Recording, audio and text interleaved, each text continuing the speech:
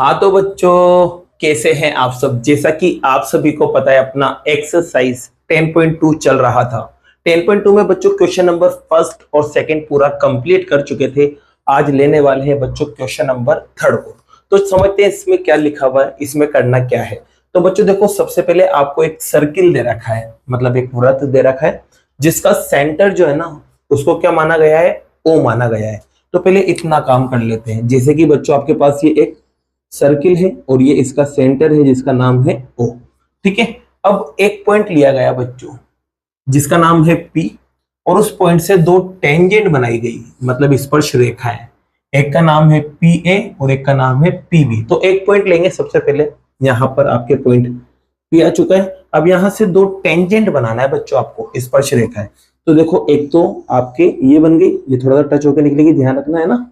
और दूसरी आपके पास ये बन गई। ठीक है, अब इनको नाम क्या दिए गए, तो नाम दिए गए बच्चों इसको, एक को तो पी ए और एक को नाम दिया गया पी बी। मान लेते ये टच कर रही है यहाँ पर। ठीक है, अब आपसे एक चीज और बोलिए कि ये दोनों जो टेंजेंट्स आई है ना, स्पर्श रेखा है, वो इंक्लाइंड है बच्चों। इंक्लाइंड का मतलब होता है झुकी हुई। अब कितने डिग्री पर झुकी हुई है, 80 डिग्री पर। मतलब इसका मतलब ये है कि ये दोनों मिलके कितना बनाएंगे, 80 डिग्री बनाएंगे। ठीक है, अब आपको निकालना क्या है, तो आपको निकालना है बच्चों पी ओ ए।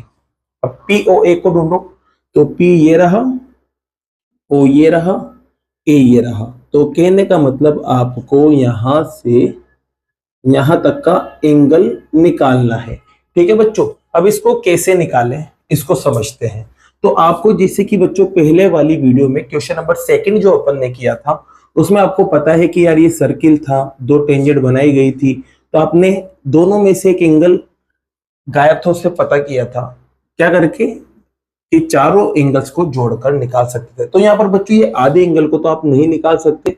अगर मैं इसको इससे मिला देता हूं तो हाँ, ये पूरा एंगल आपको पता चल जाएगा। फिर पूरा एंगल पता चल जाएगा तो कैसे ना कैसे इसको भी अपन निकाल लेंगे। तो सबसे पहले पूरा एंगल यहाँ निकालते हैं। तो बच्चों सबसे पहले एक कहानी आप लिखेंगे, और वो है कि रेडियस जो है वो 90 डिग्री बनाती है, मतलब त्रिज्या जो है वो 90 बनाती है। किसके साथ, टेंजेंट के साथ, मतलब स्पर्श रेखा के साथ।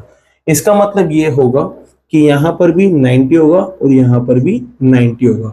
तो आप कह सकते हैं कि आपके पास एक तो ओ ए पी और दूसरा ओ बी पी।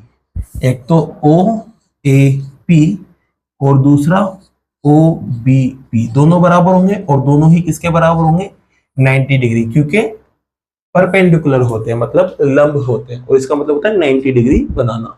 अब आपको पता है बच्चों, यहां पर देखो ये चार लाइन्स है, 1 2 3 और ये चार लाइन है। तो मतलब यहां बन रहा है क्वाड्रिलेटरल, जिसे बोलते हैं चतुर्भुज। और चारों एंगल को जब आप प्लस करते हैं तो कितना आता है, 360 आता है बच्चों।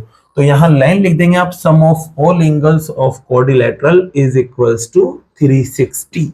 चतुर्भुज के चारों कोणों का योग बराबर 360। अब चलो प्लस करते हैं। तो पहला तो 90 है, ये लो बच्चों 90 लिख दिया। दूसरा देखो यहाँ पर कितना है, 80। फिर अगला देखो बच्चों यहाँ कितना है, फिर से 90। और फिर यहाँ वाला आपको पता नहीं है तो इसका नाम लिखेंगे आप, नेम है इसका ए ओ बी, और बराबर में 360। ये सभी को आप प्लस करेंगे बच्चों तो 260 आएगा, तीनों को प्लस करने पर। और साथ में क्या चल रहा है, ए ओ बी बराबर 360। ये 260 उधर जाएगा बच्चों, माइनस हो जाएगा। तो माइनस करते हैं बच्चों उधर ले जाके। तो 360 माइनस 260 करेंगे, और माइनस करेंगे तो बच्चों आपको मिलेगा 100। तो क्या पता चला आपको यहाँ पर कि ये जो पूरा रिजल्ट जो है ना, ये पूरा जो रिजल्ट है वो कितना है, 100 है बच्चों। कितना है, 100। लेकिन आपको निकालना था सिर्फ ये अंदर वाला रिजल्ट, ये इतना इतना सा। ठीक है, इसको आपको निकालना है। अब ये जो रिजल्ट है बच्चों, ये इसका हाफ होगा तो अपन इसका आधा कर देंगे, आपको आधा आधा मिल जाएगा। लेकिन आप कह नहीं सकते ना कि ये आधा ही है, पहले आपको बताना पड़ेगा कि आधा है नहीं है। यूं भी तो सकता था ये 40 ये 60, या फिर ये 30 ये 70, मतलब दोनों मिला के 100 आ रहे हैं। अब ये वाला जो रिजल्ट है जरूरी नहीं है कि वो 100 का हाफ है, आपको चेक करना पड़ेगा पहले कि ये हाफ है या नहीं है। तो इसको बच्चों क्या करेंगे, इसके लिए ये दो ट्रायंगल आपको दिख रहे हैं, एक तो ऊपर और एक नीचे, देख सकते हैं एक तो ऊपर बन रहा है और एक नीचे बन रहा है। इनको करेंगे बच्चों अपन कॉन्ग्रेंट मतलब सर्वांग सम। आप चाहे तो वीडियो देख लेना, थ्योरम 10.2 डाल रखी है मैंने, वहां पर कॉन्ग्रेंट किया था मतलब सर्वांग सम किया था। तो उससे क्या होता है बच्चों, आपको बताया था मैंने कि 3 पार्ट बराबर कर दो, अगर 3 पार्ट बराबर है तो ऑटोमेटिकली आगे के 3 पार्ट भी बराबर आ जाएंगे। तो यहाँ पर बच्चों देखो 2 ट्राइंगल पकड़ते, एक तो ये वाला और एक ये वाला। एक ट्राइंगल का नाम है बच्चों OAP, ये लिख देना OAP, और दूसरे वाले ट्राइंगल का नाम है OBP। क्या है बच्चों? OBP। तो क्या लिखोगे बच्चों? त्रिभुज OAP व त्रिभुज OBP में। अब आप देख सकते हैं बच्चों इसके अंदर OA और इसका OB दोनों के दोनों क्या आपस में बराबर है। क्यों बराबर है? क्योंकि बच्चों सेंटर से सर्किल तक की डिस्टेंस रेडियस कहलाती है और वो आपस में क्या होती है? बराबर होती है। तो यहां आप लिखेंगे radii of same circle, radii of same circle, एक ही वृत्त की त्रिज्याएं। ठीक है। इसके अलावा बच्चों आप देख सकते हैं ये OP दोनों में आ रहा है, तो OP इसमें भी आ रहा है और OP उसमें भी आ रहा है।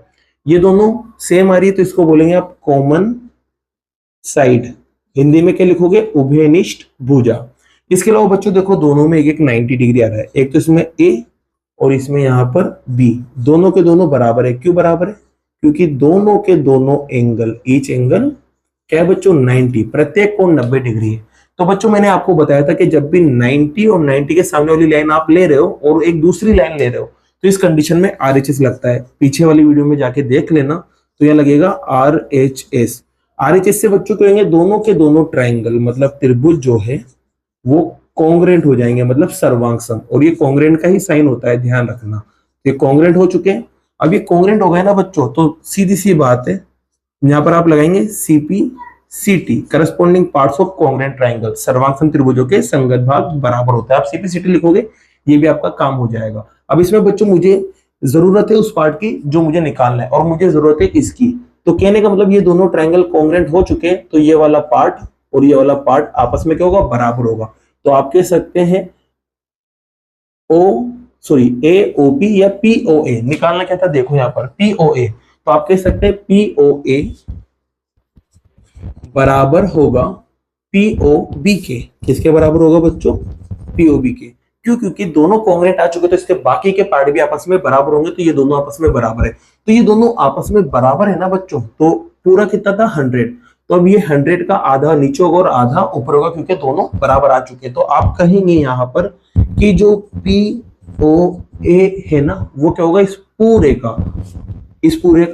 का मतलब कितना है? 100, और इस 100 का क्या हो जाएगा? हाफ हो जाएगा मतलब आधा हो जाएगा, और 2 से 100 कट जाएगा 50 बार, तो आपको POA मिल जाएगा बच्चों कितना? 50 डिग्री। यही आपका क्या है? आंसर है बच्चों। और क्वेश्चन नंबर 3 आपका इसी के साथ कंप्लीट होता है। जैसा कि बच्चों क्वेश्चन नंबर 4 आप यहां देख सकते हैं। क्वेश्चन नंबर 4 में देखो आपसे क्या बोला है, आपसे बोला है कि एक सर्किल लेना है आपको बच्चों। जैसे कि एक सर्किल ले लिया, अब इसमें क्या बनाना है आपको? एक डायमीटर बनाना है। डायमीटर जिसे बोलते हैं आप व्यास, तो बच्चों डायमीटर है। ठीक है। अब इस डायमीटर के एंड पॉइंट्स पर मतलब सिरों पर आपको 2 टेंजेंट बनाना है। जैसे कि बच्चों ये टेंजेंट बना दिया और यहाँ पर ये टेंजेंट बना दिया। तो ये दोनों जो टेंजेंट है मतलब स्पर्श रेखा है वो आपस में कैसी होना चाहिए बच्चों? पैरेलल होना चाहिए, मतलब समांतर होना चाहिए। ये आपको बताना है बच्चों कि ये दोनों लाइन पैरेलल है या नहीं है। तो इसके लिए देखो बच्चों मैंने यहाँ एक सर्किल बना लिया है पहले से, और इसके अंदर एक डायमीटर बना दिया मतलब व्यास, जिसका नाम है AB, और इसका जो सेंटर है वो क्या है? O। अब इसके एंड पॉइंट्स A और B पर 2 टेंजेंट है, स्पर्श रेखा है, एक तो PQ है और एक RS है बच्चों। ये सब कुछ जो बनाया ना मैंने उसे यहाँ लिख दिया है, आप यहां से देख सकते हैं। अब देखो अपन को लाना क्या है? अपन को यहां लाना है टू प्रूव, आपको सिद्ध करना है बच्चों यहां पर कि जो PQ है ना वो पैरेलल आ जाए किसके? RS के। किसके पैरेलल आ जाए बच्चों? RS के। ये आपको लाना है, मतलब ये दोनों समांतर आ जाए। तो आपको पता है बच्चों, आपको क्या पता है कि जो रेडियस होती है ना मतलब त्रिज्या, वो परपेंडिकुलर होती है मतलब लंब होती है। किस पर? टेंजेंट पर, मतलब स्पर्श रेखा पर। आप लाइन लिख देना बच्चों, we know that radius is perpendicular to the tangents. हम जानते हैं कि वृत्त की त्रिज्या स्पर्श रेखा पर लंब होती है। ये लाइन आप लिख देना यहाँ पर। ठीक है। अब 90 डिग्री बनाएगी। कैसे बच्चों? तो आप जानते हैं ये सेंटर है और ये इसका सर्किल है, तो यहाँ तक की डिस्टेंस क्या कहलाती है? रेडियस कहलाती है। तो बच्चों यहाँ पर 90 बनेगा, सीधी सी बात है। तो आप कह सकते हैं कि पी ए ओ किसके बराबर आएगा? 90 के। इसको आप पहली इक्वेशन दे देना। सेम टू सेम बच्चों यहाँ पर भी देखो, ये रेडियस है और ये टेंजेंट है, तो यहाँ पर भी 90 बनेगा। मैं यहाँ 90 नीचे ले रहा हूँ बच्चों 2 मिनट के लिए, क्योंकि आपको समझ में आ जाएगी अभी बात क्या है, क्यों लिया मैंने नीचे, ठीक है। तो यहाँ पर भी 90 बनेगा, इसका नाम होगा SBO। क्या होगा बच्चों यहाँ पर नाम इसका? SBO। ये भी 90 होगा। अब बच्चों दोनों इक्वेशन को कंपेयर करते हैं, मतलब तुलना करते हैं। तो by equation first and second, समीकरण 1 व 2 से बच्चों आप देखेंगे कि यार ये बंदा भी 90 के बराबर आ रहा है और ये भी 90 के बराबर आ रहा है। ये दोनों के दोनों 90 के बराबर है, तो ये दोनों भी आपस में क्या होंगे बच्चों? बराबर होंगे। तो PAO बराबर होगा SBO के। अब बच्चों आपको एक बात याद करना है 9th क्लास की। 9th क्लास की बात क्या थी? जब दो लाइन पैरेलल हो, मतलब समांतर हो, और उसको एक लाइन कट कर दे तो Z शेप बनता है बच्चों। और Z शेप में ये जो एंगल बनते हैं ना, ये आपस में बराबर होते हैं। कब? जब लाइन पैरेलल होती है। तो इस एंगल का जो नाम होता है वो होता है अल्टरनेट इंटीरियर एंगल, मतलब अंतः एकांतर कोण। तो यहाँ पर बच्चों आप इसका उल्टा भी सोच सकते हैं। अगर Z शेप वाले एंगल बराबर आ जाए तो लाइन कैसी होंगी? आपस में पैरेलल होगी। तो यहाँ आप देख सकते हैं कि यार यहाँ देखो ये एक Z बन रहा है, देखो ये Z बन रहा है और ये भी 90 आ रहा है, ये भी 90 आ रहा है और दोनों आपस में बराबर है। तो कह सकते हैं कि यार ये वाले एंगल जो है वो यही होंगे। तो आप कह देंगे बच्चों, यहाँ पर इसके नीचे लाइन लिखेंगे बच्चों, which is alternate interior angle, जो कि अंतः एकांतर कोण है। तो बच्चों यहाँ पर अपन इसका कन्वर्स लगाएंगे, मतलब उल्टा लगाएंगे। उल्टा क्यों लगा रहे हैं? क्योंकि लाइन पैरेलल होती थी तो Z शेप आता था, Z शेप में एंगल बराबर आते थे। अब यहाँ पहले से Z शेप में एंगल बराबर है तो लाइन पैरेलल होगी, तो इसलिए उल्टा लगा रहे हैं यहाँ पर। तो यहाँ लिखेंगे by converse of alternate interior angle. Hindi में क्या लिखोगे बच्चों? अंतः एकांतर कोण के व्युत्क्रम से।